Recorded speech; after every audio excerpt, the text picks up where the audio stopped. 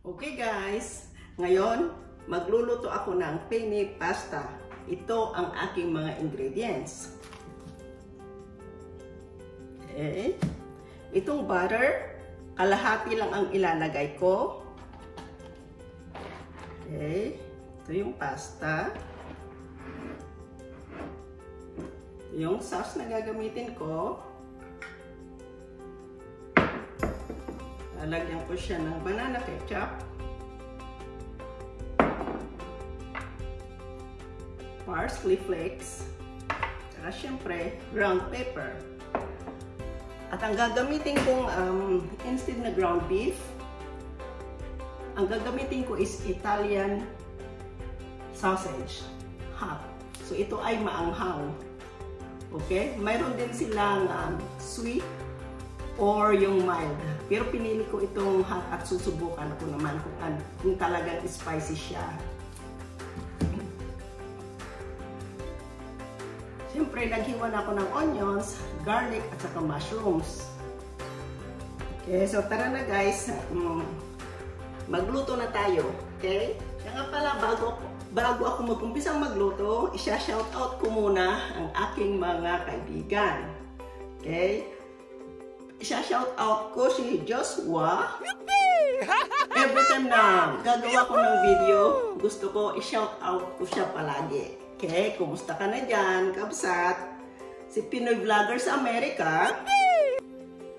Rubie's Life in Oregon. Pinay in Rockhill, USA.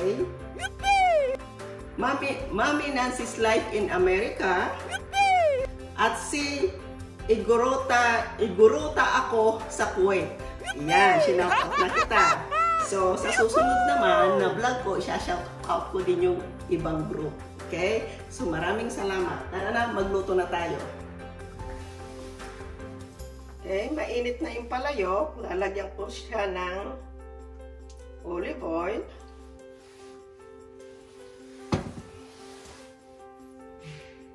Kunti lang, depende kung gaano karami ang gusto nyo.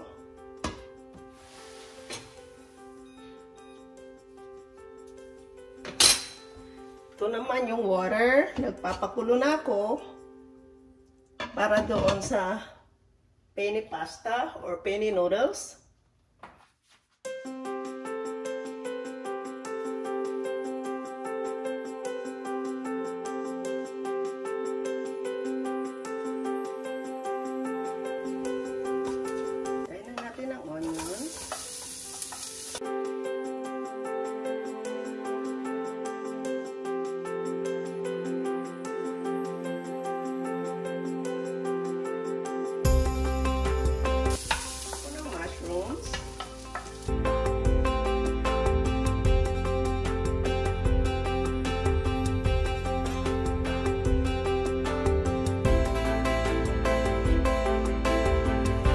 Lagay ko ng Italian sausage.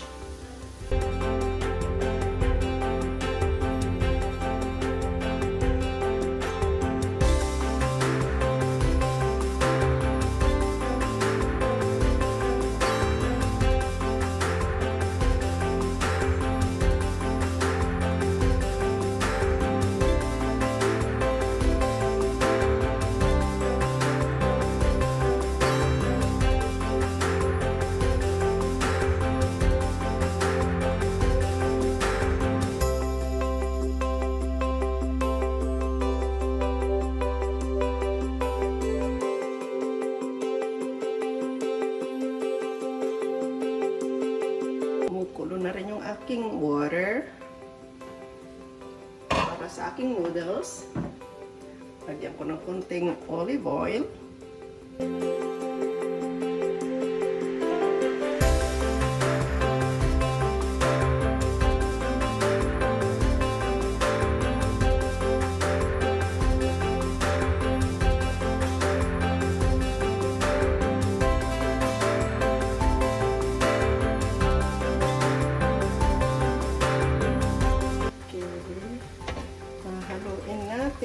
Para hindi siya magdikit-dikit. Ayan, oh. Gusto ko yung tender yung noodles. Okay. Siguro mga 12 minutes. Pwede na.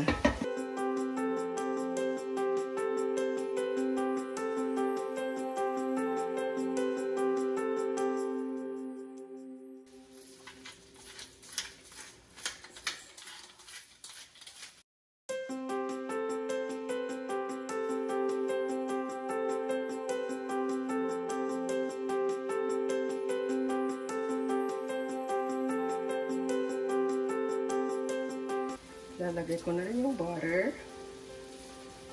Kaya nang sinabi ko kanina, kalahati lang. Depende sa inyong panlasa.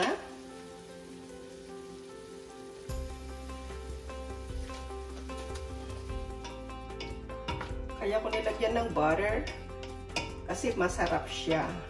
Pandagdag lasa to. Sorry guys sa ating boses at ako'y namamaos na sa kapupuyat.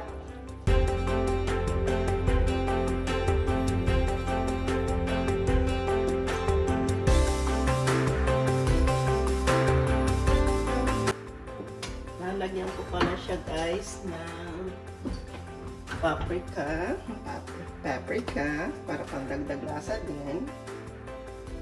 Konti lang, depende sa inyong panlasa guys. I think itong aking noodles luto na. Ayaw ko siyang overcook. Ayan, oh, ganda.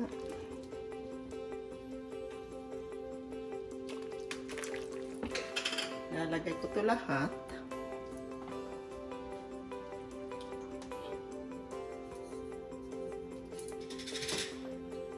Depende ulit sa inyong panlasa. Kung kalahati lang ang ilalagay ko rito. Ang ilalagay ko na Alfredo sauce.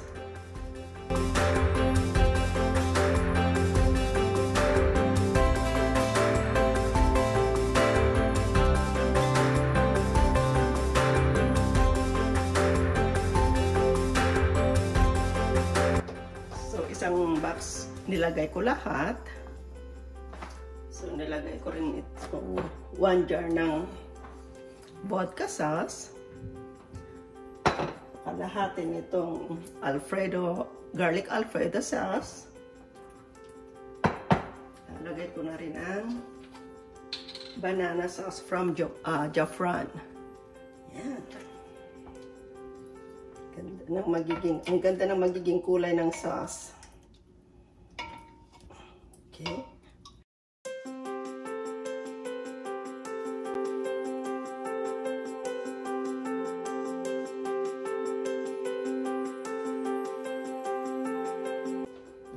Itatanggalin ko na si noodles para hindi siya ma-overcook.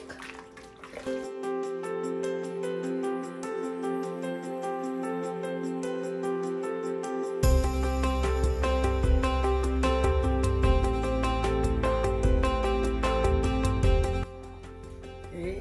So, may kunti pang naiwan dito sa sauce, sa vodka, sa ketchup or banana sauce. Lalagyan ko ng kunting water para hindi naman sayang.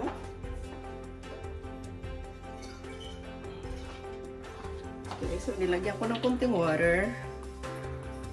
I-shake na ganun para makuha lahat yung naiwan dyan. Sayang naman, pandagdag lasa. Buhos ko rito. I-shake ko ulit. Pandagdag lasa din. Diba guys, tipid-tipid, you know. Dapat walang nasasayang. Ang pera ay ang hirap kitain. Dapat walang nasayang. Yan. O, diba?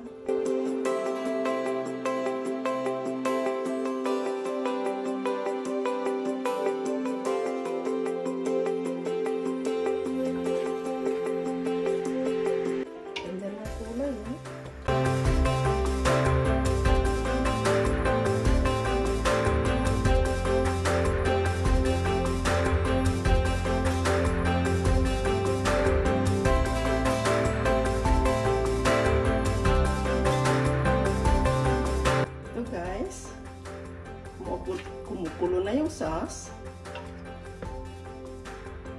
Ganda ng kulay, oh. Kambango.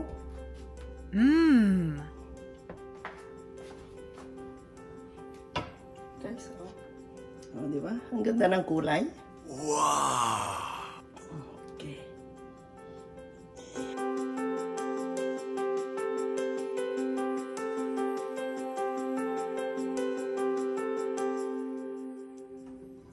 Ito naman yung noodles. Na-drain ko na. See? Yan. Okay, guys. Ang ganda ng pagkakaluto. Wow!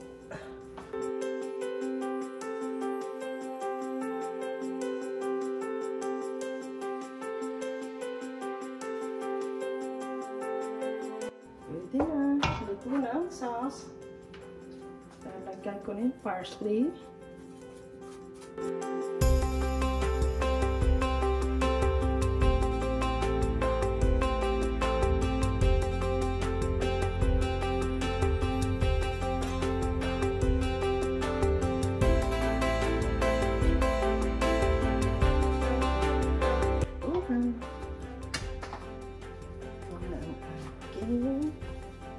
Pasta sauce. Yay! So, ito guys, ito yung aking finishing.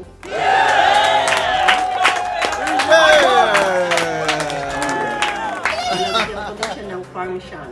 Okay? Ayan.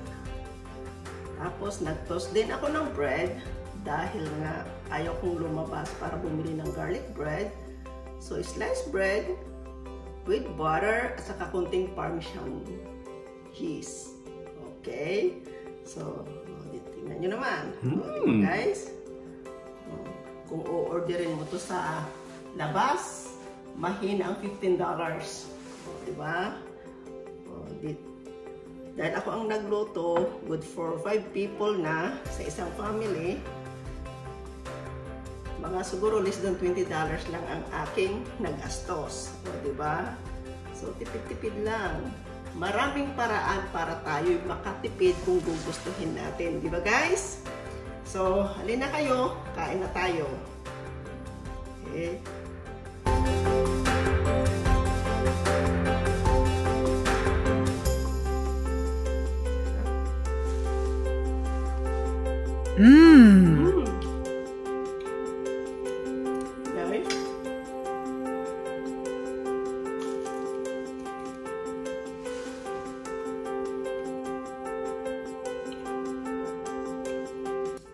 Hindi ko ito uubusin.